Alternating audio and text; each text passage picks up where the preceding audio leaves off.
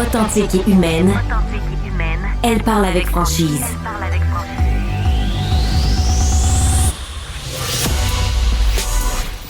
Elle traite l'information avec rigueur et efficacité. Une approche fraîchement moderne de l'actualité. Isabelle Maréchal. Bonjour tout le monde, j'espère que vous allez bien. Ce matin, d'entrée de jeu, j'ai envie de parler de votre portefeuille. On va parler d'argent et surtout, on va se rappeler qu'on est très endettés quand même, puis se poser la question, pourquoi les ménages québécois sont-ils si endettés? Je vous pose la question, êtes-vous capable de rembourser vos dettes? Tu sais, il y a des bonnes dettes, là. C'est pas parce que tu as des dettes que tu es dans le rouge puis que ça va pas bien ta vie. Tu as des dettes qui sont considérées comme des bonnes dettes. Une hypothèque, par exemple, est une bonne dette. Après, une carte de crédit, si tu la traînes, ton solde de carte de crédit, tu le traînes depuis des années, puis que tu payes des taux d'intérêt de 20% sur tes dépenses, ça, c'est peut-être pas de la bonne dette. Vous voyez ce que je veux dire? Et c'est vrai qu'on a, par les temps qui courent, depuis les 2 dernières années, quand même, on doit faire face à une inflation qui a été quand même assez dure sur les épaules des consommateurs, contribuables, travailleurs québécois et canadiens. Mais en même temps, on n'arrête pas de nous parler de littératie financière. Il y a des influenceurs, des coachs, des formateurs qui vous disent « Ah, on va vous trouver des façons de vous enrichir. Hein? » Qui veut pas être riche? Qui veut pas être riche? Hein? Vous êtes-vous déjà dit, là, moi, à partir de tel montant, je démissionne. Tu sais, ça serait quoi, là, votre élasticité à l'épargne? Là, tu sais, quel montant d'épargne ça te prend pour que tu dises « Bye bye, boss ». Évidemment, ça, on pourra en parler longuement, les amis. Moi, j'ai envie ce matin qu'on parle un peu de littératie financière, mais beaucoup aussi de fiscalité, parce qu'on oublie, des fois, on oublie que la fiscalité, c'est le nerf de la guerre. Et la saison des impôts, on a les 2 pieds dedans maintenant. Peut-être que votre comptable vous a appelé, peut-être que c'est vous qui faites vos impôts. Mais toujours est-il que c'est une période intéressante pour justement regarder un peu son budget. Vous savez, le genre d'affaires qu'on nous dit de faire, mais qu'on fait pas forcément parce qu'on dit, ben oui, mais je l'ai dans ma tête, mon budget. On va en discuter avec une spécialiste de la question, Cindy Lachapelle. Elle a publié récemment « Si c'était facile, nous serions tous riches. Investir en soi et dans son portefeuille ». J'adore le titre, Cindy. Moi aussi, à chaque fois que je l'entends. Parce que c'est vrai que c'est pas forcément facile de s'occuper de ses finances personnelles. C'est pas tout le monde qui, comme toi, a étudié là-dedans et est conseillère financière. C'est pas tout le monde qui est allé non plus faire un bac en finance ou HEC. Alors, mais pour quelqu'un qui travaille à faire autre chose dans la vie, comment on pourrait résumer l'importance, par exemple, de faire un budget, de s'y tenir? Parce que dans ton livre, c'est dès le début, là, tu dis, il faut faire un budget, mais surtout, il faut le tenir, votre budget, là. Bien, c'est ça. Quand j'ai commencé l'écriture, je me disais, j'ai pas le choix, c'est un incontournable. Le chapitre 1, ça va être le budget. Puis, dans le fond, c'est pour donner les bases aux gens. Mais en fait, faire le budget, c'est pas très difficile. Beaucoup de gens le font. Ce que je remarque en pratique, en planification financière, les gens font un budget, mais est-ce qu'ils le font bien? Puis après ça, est-ce qu'ils le suivent? C'est là le nerf de la guerre. Parce que le faire, c'est relativement facile. Comment on fait ça, un budget, là, sans trop compliquer les choses pour nos auditeurs? On commence par adresser tous nos revenus. Donc, qu'est-ce qui nous reste net d'impôts dans nos mains, que ce soit individuel ou la famille, dépendamment comment vous gérez votre budget. Puis ensuite de ça, on enlève les dépenses de base. Donc, qu'est-ce qu'on peut pas échapper? Le loyer, l'hypothèque, les comptes courants, etc. Moi, ce que je dis aux gens, c'est dans vos dépenses obligatoires, mettez aussi l'épargne. On en parle plus loin dans le livre. L'épargne, oui. Oui, parce que c'est un paiement, c'est un engagement financier que vous avez envers vous-même, finalement. Puis après ça, ce qui reste, bien là, c'est là que les dépenses plus le fun. Donc, c'est là-dessus. Les gens vont te dire, il nous en reste pas tant. D'ailleurs, j'en profite pour vous donner nos numéros. J'aimerais vraiment avoir vos commentaires, votre expérience, ce que vous vivez par rapport à vos finances personnelles. 1-877-827-2346. Vous pouvez nous texter en faisant le 1-877 Cube Radio. Dites-nous si vous avez de la facilité ou de la difficulté à payer vos dettes. Tu parles de budget, donc, Cindy, tu dis, bon, les gens, évidemment, le bout qui reste, quand il en reste, oui. Tu dis c'est un engagement envers nous-mêmes qu'on prend, le fait d'épargner. Les Québécois sont meilleurs que les Canadiens là-dedans, d'ailleurs. On voyait des chiffres dernièrement comme quoi on a été quand même, malgré l'inflation, capable de mettre de l'argent de côté un peu plus. Oui, bien peut-être qu'on met de l'argent de côté, mais on s'endette parallèlement. Donc ça. Là, c'est ça, il faut distinguer un peu les choses. Mais ce que je dirais aux gens, c'est ça. Donc pourquoi je dis de le mettre... mettez vraiment votre épargne dans vos dépenses obligatoires, une dette envers vous-même, finalement. pour votre liberté financière parce que sinon, l'être humain est un être de plaisir. Donc, pour beaucoup de gens, le budget, ça se limite à je vais épargner ce qui reste dans le compte de banque à la fin du mois, mais comme vous dites, il n'y en a pas tout le temps, finalement, à la fin du mois. Puis là, je parle pas des gens qui sont dans l'extrême pauvreté, évidemment. Là. Ouais. Il y en a, on comprend qu'il y a des gens qui sont en survie, mais pour beaucoup de gens de la classe moyenne, on est maître de nos finances, puis c'est pas vrai qu'on peut pas faire des choix. Faire le budget, c'est un bel exercice, finalement, de dire qu'est-ce qui est prioritaire pour moi dans ma vie. C'est quoi qui est fondamental? Qu'est-ce que je suis pas négociable? Puis que ça, j'ai pas une passion, là, le ski ou peu importe. Bon, mais je mets un peu plus d'argent là-dedans, mais il y a des conséquences. Je dois faire des choix. Peut-être que je peux pas faire autant de voyages ou d'avoir du beau linge. Ouais. Mais il y a des postes qui se sont rajoutés aussi. Le poste assurance, il a toujours été un peu là, normalement, mais la part qu'il prend dans notre budget est beaucoup plus importante. Mm-hmm. Les assurances, aujourd'hui, là, c'est quasiment un luxe. C'est un luxe qu'on n'a pas le droit de ne pas se payer parce que ne pas être assuré, tu te dis, voyons, c'est comme une évidence. Même, tu peux pas circuler en voiture, pas d'assurance voiture. C'est une obligation d'être assuré. On voit régulièrement des Québécois dont le logement brûle, qui se retrouvent à la rue et malheureusement, plus souvent qu'autrement, il y en a beaucoup qui n'ont pas payé d'assurance parce qu'on ne nous oblige pas, mais qui en payent le prix et qui se retrouvent avec rien parce qu'ils se disaient, j'ai essayé d'économiser là parce que je n'avais pas l'argent. Là.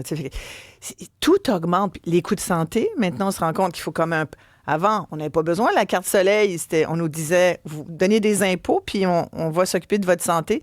Là, maintenant, tu es obligé d'aller payer au privé. Fait que tu es obligé de te prévoir de l'argent pour ça. Fait que tu comprends? C'est comme... Les gens sont là. Moi, je suis pas payée pour me faire des amis aujourd'hui, mais ce que je vais dire à ça, c'est que tu peux nous brasser. Mais oui, parce on peut pas, évidemment, on ne contrôle pas l'environnement dans lequel on évolue. Fait que c'est sûr que si on s'attarde à dire, je suis la première à pas triper quand je vois que mon assurance de maison a triplé ou a doublé depuis 5 ans. Là. Ouais. Mais à cause des changements climatiques, etc. Donc, évidemment, je pourrais m'attarder puis jouer un peu à la victime là-dessus, mais dans le fond, qu'est-ce que je peux vraiment faire? Je suis maître de mes décisions individuelles.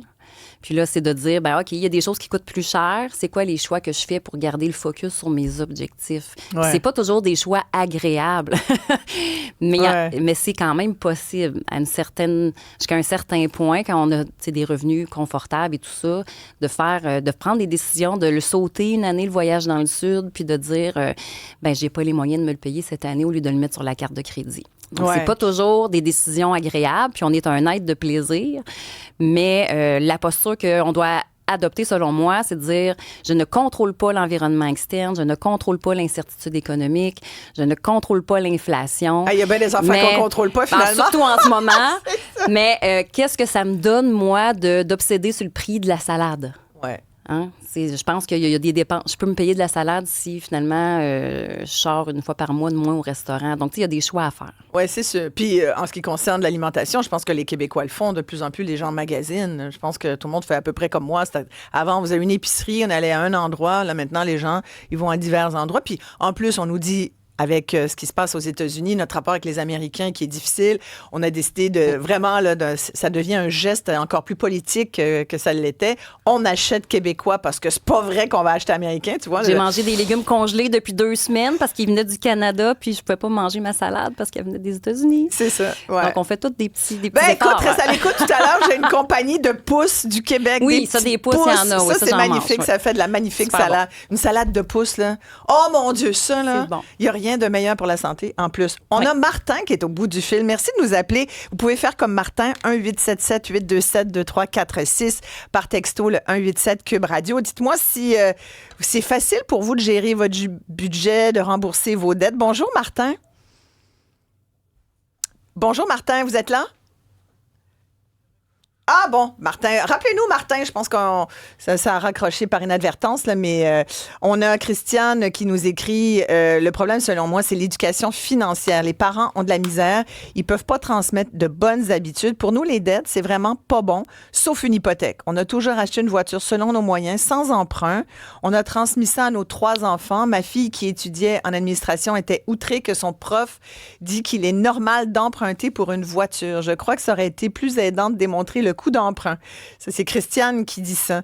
Il y a un auditeur qui dit, ben moi, c'est un peu compliqué. Je suis célibataire, une maison, je fais de 30 à 48 heures par semaine. Je réussis à mettre un peu d'argent de côté. Mais c'est dur par moment, là. Alex qui dit que sa mère lui dit depuis 20 ans de faire un budget. Il dit, j'en fais toujours pas un. Je le fais dans ma tête, mais je sais qu'il faudrait que j'en fasse un vrai pour que ça fonctionne. Fait que vous voyez, là, Cindy, c'est ça. À l'époque où, en plus, on a tellement d'outils, on peut même, vrai, ça. on peut suivre, on peut mettre notre budget dans une application, faire le lien à notre compte de banque, puis voir, on est rendu dans l'objectif, si on est rendu dans le jaune, on peut ralentir. Donc, tu sais, les outils sont là. Puis c'est pour ça que j'ai écrit le livre, en fait, c'est que c'est pas les outils qui manquent, c'est pas les connaissances. En fait, je pense qu'on n'a jamais parlé autant d'argent au Québec. Il y a, comme sur les médias sociaux aussi également, il y a plein de gens qui vont s'improviser aussi des experts. Il y a des vrais experts à travers. Oui, bien sûr. Donc, l'information financière, elle est là. Mais qu'est-ce qui fait que les gens s'endettent au lieu de s'enrichir? C'est vraiment un être émotif et on ne prend pas, contrairement aux doctrines économiques, là, aux théories économiques, on n'est pas un acteur rationnel. On ne fait pas des choix rationnels en matière de finances. Donc, moi, le livre, c'est vraiment pour aider les gens à apprendre à se connaître, parce qu'on a tous des biais cognitifs, une relation émotive à l'argent, puis c'est correct. L'important, c'est d'être capable de l'identifier, puis de se connaître, puis de contourner nos propres pièges. Finalement, on est souvent notre pire ennemi, là, en termes de... Donc, fait, oui, d'une part, l'éducation, mais après ça, ne pas se mettre les mains devant les yeux. Là, on s'invente des histoires des fois là, pour se conforter dans nos dépenses. Oui, dans nos dépenses, dans nos mauvais choix, dans nos croyances. On le fait dans tous les niveaux de notre vie, donc on le fait en finance aussi. Mais Cindy Lachapelle, je trouve... D'ailleurs, je ne sais pas si je l'ai dit tout à l'heure, mais Cindy est planificatrice financière, fiscale, successorale intégrée. On la reçoit aussi parce que moi, j'aime toujours parler d'argent puis fiscalité. Et là, elle publie « Si c'était facile, nous serions tous riches ». Et c'est vrai que moi, je le dis souvent, c'est pas facile de gagner de l'argent. Moi, je trouve pas ça facile. Je trouve que c'est difficile. Il y a des gens qui disent, ça demande un gros effort. Des fois, tu te piles sur le corps. Puis, puis mettre de l'argent de côté, c'est pas facile non plus pour toutes les raisons que tu as nommées. Ça demande de la discipline. Oui, ça demande beaucoup de discipline. Puis plus on travaille, plus on a cette espèce de je sais pas si c'est québécois ou... Mais c'est vrai que nous, ici au Québec, on a tendance à dire « Hey, je le mérite ». Tu sais, le vendredi, là, c'est comme le vendredi, le vendredi, là, tu mérites ton petit verre de vin. Ouais. Mais là, tu on mérites d'aller... voyage dans le sud. On mérite d'aller, c'est ça, se payer du plaisir. Tu sais, tu dis, on est des êtres de bonheur, puis mais c'est vrai que, tu vois, samedi, j'avais plus de facilité à épargner quand j'étais locataire. Depuis que je suis propriétaire, l'argent a tendance à sortir plus rapidement. Jean-François dit, nous, le problème, c'est la marge hypothécaire. Là, les propriétaires, on va en parler, Cindy, ça, c'est important. Il dit, on a l'impression que c'est infini, là.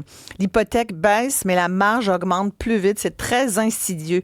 La marge hypothécaire, c'est vrai, là, que... Puis il y a beaucoup de gens aussi, on l'a vu dans l'actualité, des gens qui, pendant la pandémie ou dans les années qui suivent, dans les dernières années, les gens voyant le prix de leur propriété augmenter en termes de valeur, parce qu'il y a eu un boom immobilier et la valeur des propriétés, on l'a vu comme parfois doublé. Il y en a même que triplé dans certains coins.